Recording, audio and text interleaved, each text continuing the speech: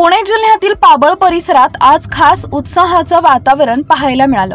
कारण अनेक वर्षांच्या प्रतीक्षेनंतर अरुण गवळी आपल्या सासूरवाडी वडगाव पीर इथं आले आणि त्यानंतर पत्नी आशाबाई गवळींसह त्यांनी पाबळमध्ये भेट दिली। त्यांच्या आगमनाची बातमी कळताच चाहत्यांमध्ये आणि अखिल भारतीय सेनेच्या कार्यकर्त्यांमध्ये आनंदाची लाट उसळली होती। मुंबईकडे रवाना होताना गवळी दाम्पत्यानं पाबळमधील प्राचीन हनुमान मंदिराला भेट दिली आणि महादेवाचं दर्शन घेतले। महादेवाचे निस्सीम भक्त असलेल्या या दाम्पत्यानं मनोभावे पूजा अर्चा केली। त्यांच्या भेटीची माहिती मिळताच परिसरातील नागरिक, कार्यकर्ते आणि चाहत्यांची मोठी गर्दी मंदिर परिसरात जमा झाली। दोघांच्याही स्वागतासाठी खास व्यवस्था करण्यात आली होती। पारंपरिक पद्धतीने त्यांचा भव्य सत्कार करण्यात आला।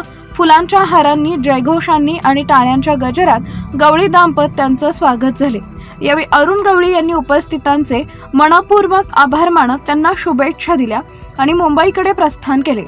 पाबळमध्ये झालेल्या या भेटीमुळे परिसरात उत्साह आणि आनंदाचं विशेष वातावरण निर्माण झाले होते।